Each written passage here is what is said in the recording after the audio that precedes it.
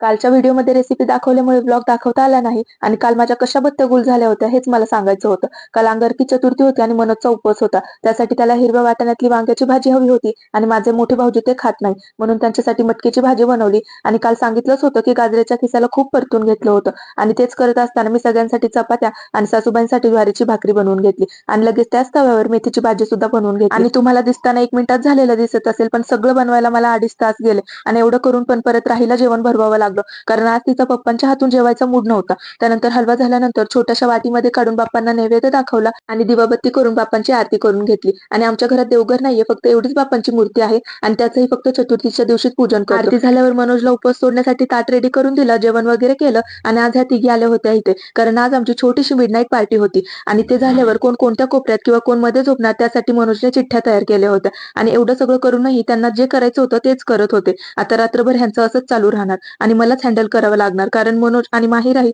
हॉलमध्ये जाणार होते झोपण्यासाठी. आणि माहीराही होण्याच्या आधी मनोज नाईटला गेला की ह्या तिघीच यायच्या माझ्याकडे रात्री आणि आम्ही असंच मज्जा करत गेम्स वगैरे खेळत बसायचो.